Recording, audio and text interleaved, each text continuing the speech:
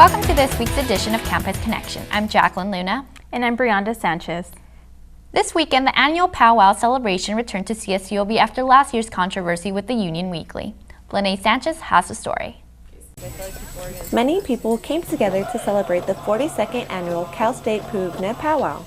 People enjoyed dancing, food, and each other as they do each year at the powwow. Former Cal State Long Beach student Lex Peters says he's been dancing since the age of 5 and has attended many powwow celebrations.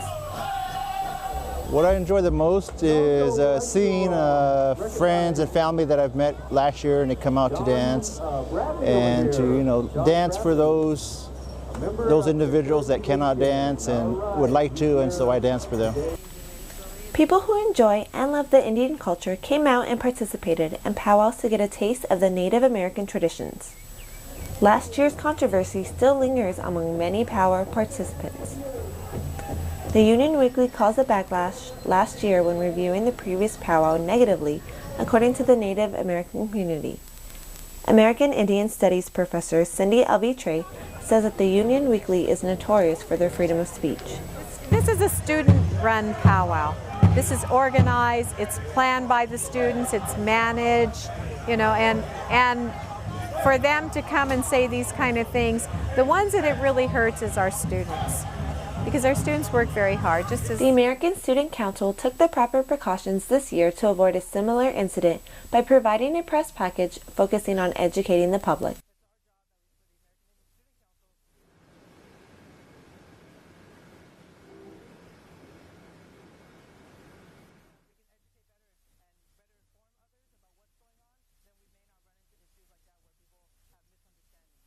AISC also stressed the importance of the media doing their research and talking to the American Indian Student Council members.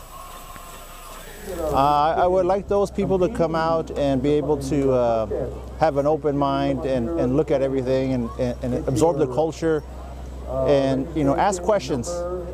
That's one thing people are good around here is if you ask a question, they're pretty good at answering it. So. The Cal State Long Beach American Indian Studies program is the oldest on the West Coast, making the campus's powwow the largest and most popular in Southern California. Tribes travel from all over for this international gathering. At the 42nd annual powwow, Lene Sanchez, Campus Connection.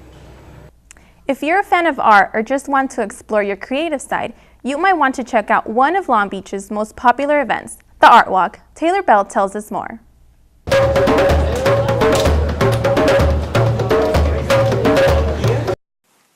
A celebration of art is what takes place here on Linden Avenue and Broadway every month.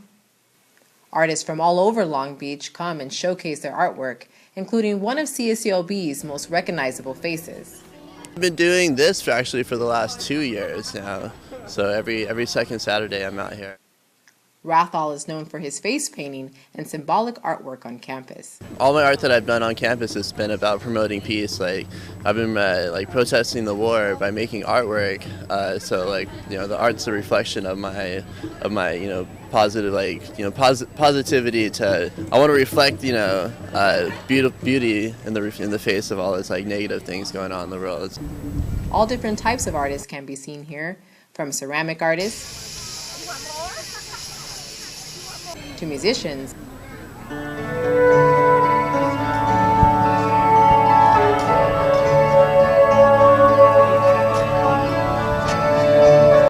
to painters, and many more, with each hoping to get some recognition and make a couple of bucks. As my apartment is exploding with art and I don't have any room to make new art, so I figured if I could sell some or just show people and maybe get my art out there, and would love to sell some and make space and make some money to make some new art. Along with celebrating art, the organization that hosts the Art Walk allows artists to display their artwork in nearby galleries to have a chance to win a cash prize.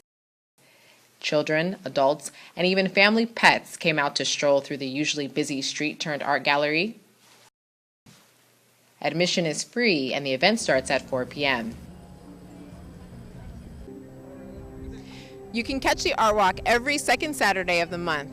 In downtown Long Beach, Taylor Bell, Campus Connection. Up next, see how posting those pictures of you clubbing on Facebook can help you get a job.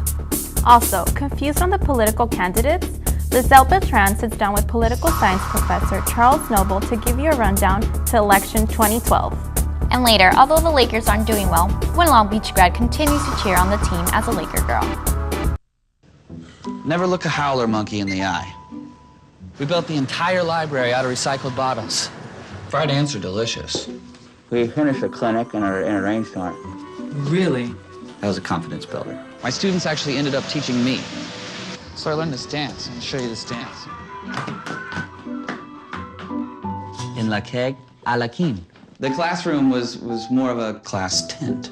I think managing a sales team is tough. Try working with 5 different villages. My alarm clock was a rooster. Beans for breakfast, beans for lunch, beans for dinner, and we ate a lot of beans. I learned a 3rd language.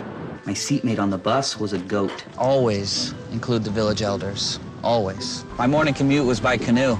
After 2 months, I was ready to quit, but after 2 years, I didn't want to leave. I didn't know I had it in me. Turn 2 years of service into a lifetime of experience. To all the Peace Corps volunteers, past, present, and future, thank you for your service to your country and the world. Welcome back. A recent study shows that employers don't view photos of partying negatively. They may even appreciate them more and be likely to hire you. Can this actually be true? Here's Brittany Banks with a look at the new concept. Northern Illinois University published the study in February. They claim that when employers browse through Facebook pages, they're looking for people who are extroverted and friendly. Photos of partying or drinking apparently show that you have good social skills and are open to new experiences. Even though they may say it doesn't play a part in the employment decision, subconsciously you're going to remember what you saw, and when you get ready to hire that person, that subconscious thought may emerge and cause you not to hire that person. And that's why it's important. Whatever you post online, know that you're okay with everybody seeing that. When you're interviewing for a job, they're not allowed to ask for your gender, for your race, for any kind of sexual preference. But when you go to Facebook, you can see all of that. I strongly disagree with the study, but to be honest, it varies as far as what they mean by social. The study also found that Facebook was more accurate than an IQ test in predicting a person's good job performance. So, should you avoid posting inappropriate or immature photos of yourself? Like if there's a picture of somebody partying, I see that as kind of irresponsible. I wouldn't really want the person to be my employee. I would see that their priorities were somewhere else. So my advice to most people is, first of all, always be smart about it. Second of all, if you want a little more freedom nowadays, because you know the consequences of doing those things, then consider having things like 2 profiles on Facebook. Do you really want that image to be out there about you? Whatever you do, don't publicize photos of yourself doing anything illegal, and don't badmouth your boss online. Brittany Banks, Campus Connection. Long Beach has shown that it still has a place for a single-screen movie theater. Here's the story. 4th Street is home to the only remaining single-screen movie theater in the city. The Art Theater is known for showing independent documentaries, animated and foreign films, as well as a few wide-release films like the recent Oscar-winning The Artist. Locals flock to the theater in search of a more intimate setting. I always try to support this theater.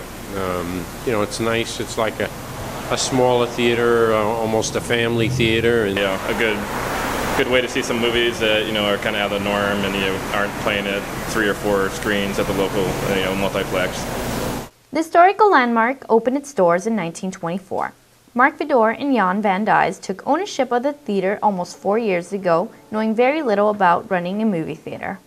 We were both under the impression that we were going to open the theater, it was going to be beautiful, it was going to be awesome, and then everyone would want to come to see whatever film we were going to show here.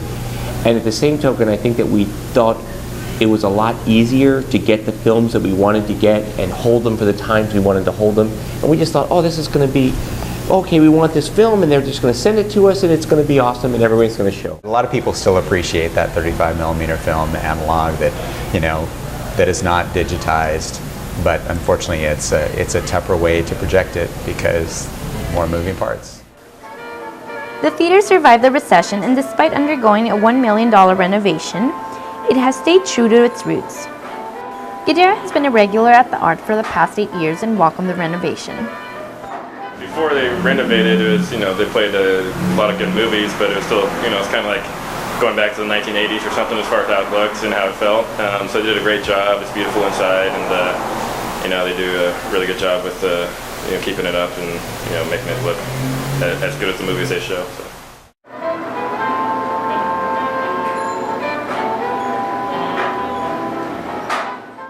As the 2012 election approaches, the campaign trail is heating up for the Democrat and Republican parties. For our guide to the candidates, Lisette Beltran spoke with Charles Nobles about the latest in the political campaigns.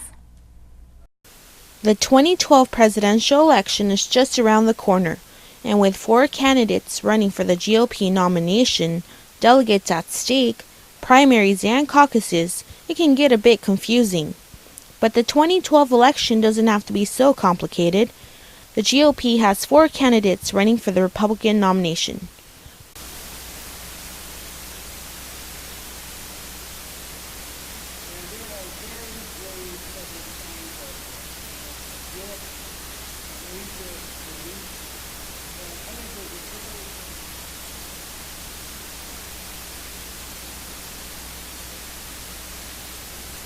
I actually want to offer an optional flat tax for you that would have you pay 15%. Then there's Ron Paul, a member of the House of Representatives. A critic of U.S. fiscal policy, he would like to eliminate the Federal Reserve, repeal the Democratic health care reform bill, and is also pro-life. Right now, I sense that people are ready for a change in our foreign policy. They're ready for a change in our domestic spending policy. The man leading among the Republicans, Mitt Romney, former governor of Massachusetts, would like to cut imbalance in order to curb federal deficit spending. He is another candidate who would like to repeal Obama's health care plan. We have a moral responsibility not to spend more than we take in. Rick Santorum, a former senator, Santorum is a firm pro-life candidate. When it comes to the economy, he opposes raising taxes in the current economic state.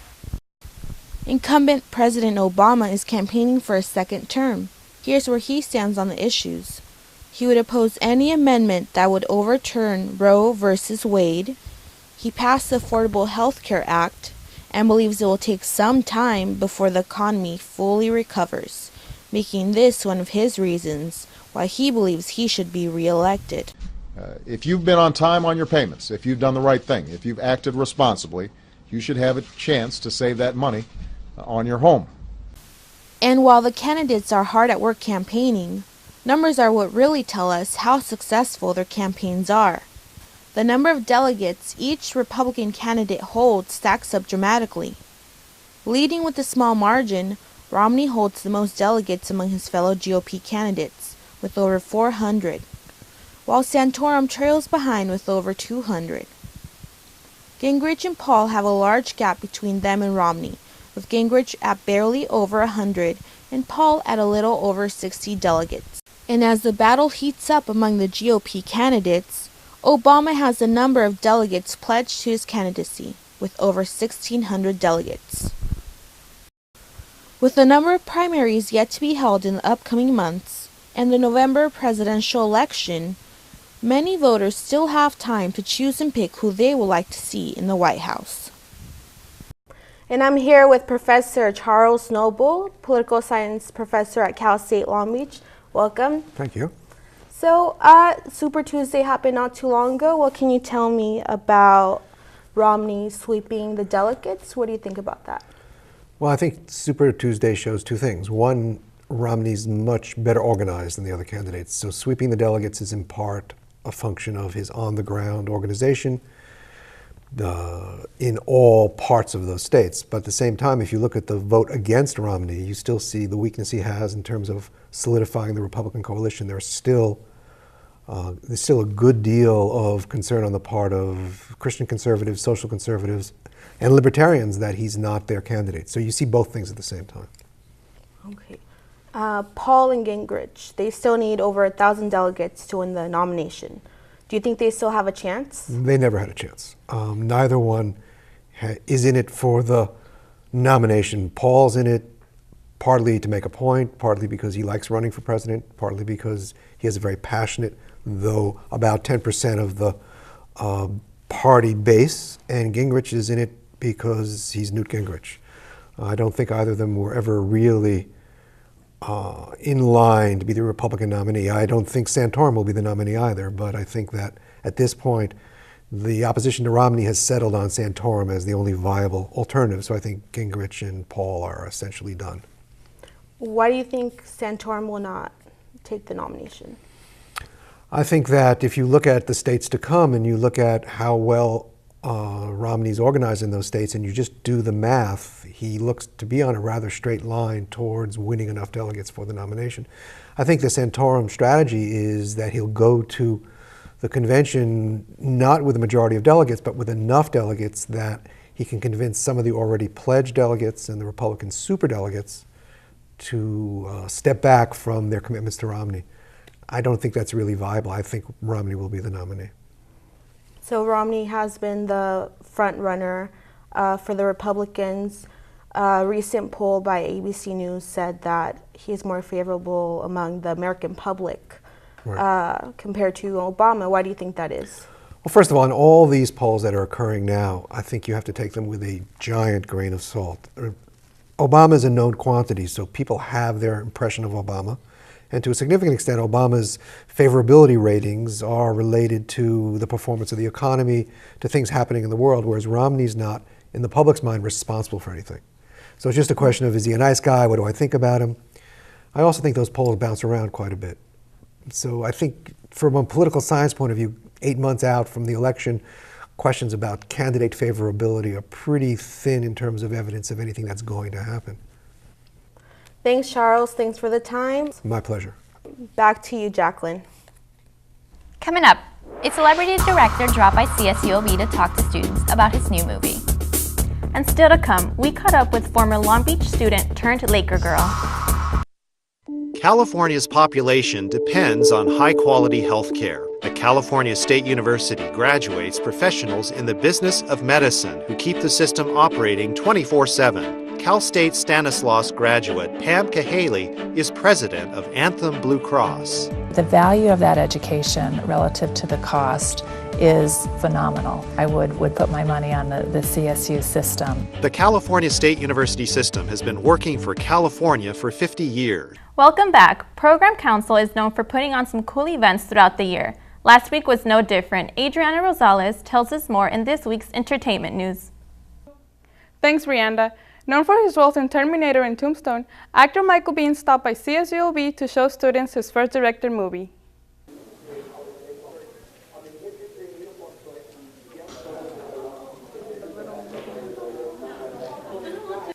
Now you're talking about a double homicide. Name's Harrison. Now come inside. What can I do for you?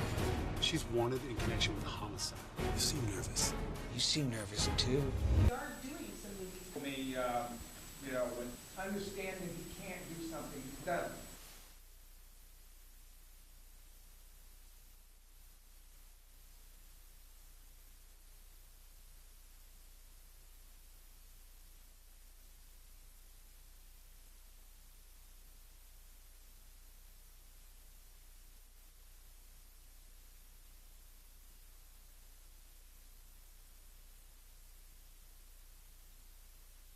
Danielle would get naked for me, so I had to say. Some of the things that you pulled from just observing. You know the difference between craft and something that's good, you know? My advice to you is to create your own deal, you know?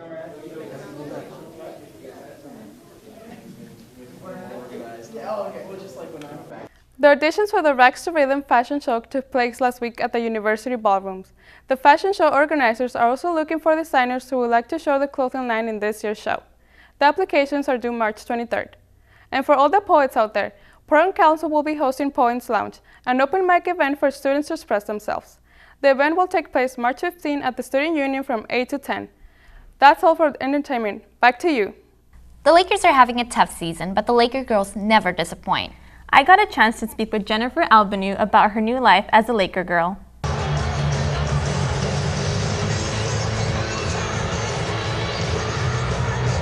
Albany went from being a Cal State Long Beach grad to Laker girl. This is her first year, but had to audition 4 times before making the cut. And 6 years after graduating, she is finally part of the team. A lot of hard work has gone into it. We practice twice a week. We go through so many charity events, different appearances, plus all the games. So it's been a really surreal experience. Being part of the organization requires discipline, practice, and staying in shape. She told us how she does it. I try to stick with healthy foods, but I definitely have the cravings, so sometimes I'll have fries or things that aren't super good for me. But for the most part, I typically just eat lean meats, a lot of fruits, and a lot of veggies. 3, 4, and shimmy, 6, 7, 8. She taught me some basics, but let's leave the dancing to the professionals.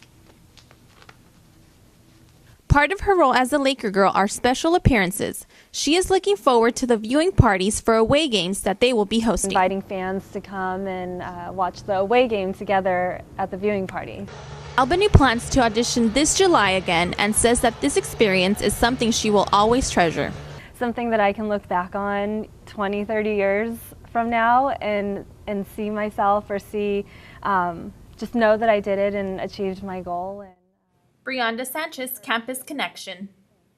When we come back, we will see how Long Beach is doing in the world of sports.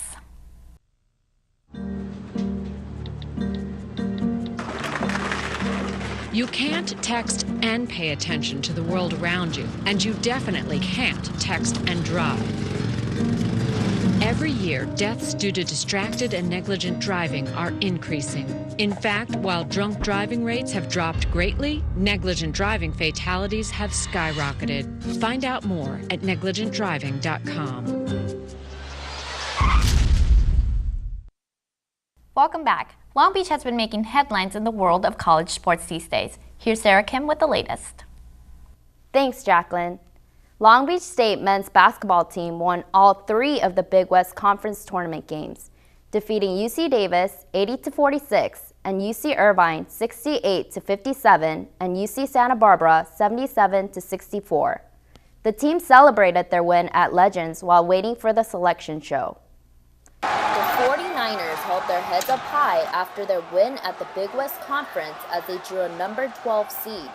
The players' families, friends, and many fans showed up for support and to congratulate them at the Legends. During ESPN's selection show, the 49ers were introduced to their upcoming opponent for the NCAA tournament. Long Beach State, the 49ers won the Big West regular season and tournament championship. It'll be New Mexico against Long Beach State. Well, you're just excited to have the matchup and know who you're playing and everything.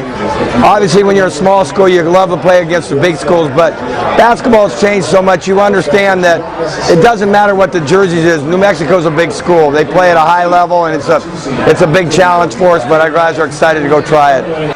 The team plans to watch New Mexico's games to figure out a strategy, but Coach Munson will keep their tactics and be who they are. The players have high hopes for their upcoming game.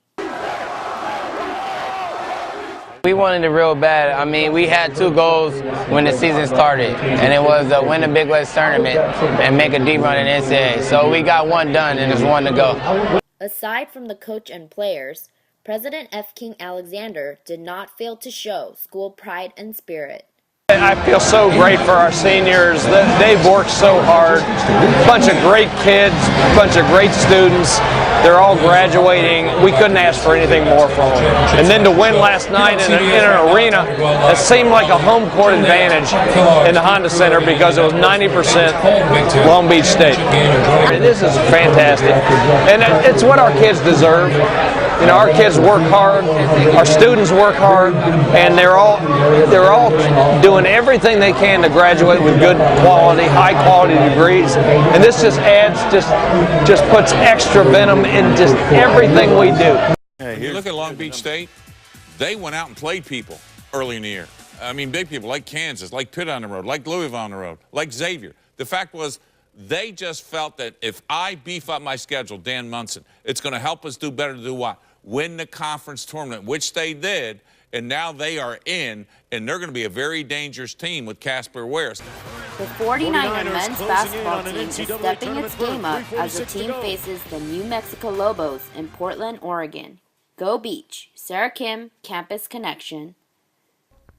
Women's basketball team had 2 winning streaks at the Big West tournament, but lost to UC Santa Barbara by 9 points. Long Beach State men's basketball team has been on 3 winning streaks for the Big West Conference. The win against UC Santa Barbara Gauchos brings the Beach to the NCAA tournament. Our team will be playing New Mexico Lobos on March 15th at Portland, Oregon. Our baseball team is not looking so hot. The Dirtbags lost to Arizona State 6-1. The Dirtbags have a total of 5 wins and 10 losses so far. The Dirtbags have to crawl out of the dirt and step its game up sooner than later. Men's volleyball team played ranked 7 Lewis University, dropping 3-1. With a 14-1 loss from the UCLA Bruins, women's softball team stepped back up to its plate, defeating North Carolina 6-0 and Charleston Southern 5-0. Our tennis team is looking fly as ever with a 6-winning streak, defeating UC Irvine 5-2. Women's sand volleyball will have their first match versus Loyola Marymount on campus on March 13th at 2 o'clock. That's it for sports. Now back to you. That's all for this week's edition of Campus Connection. I'm Jacqueline Luna. And I'm Brianda Sanchez. See you next time.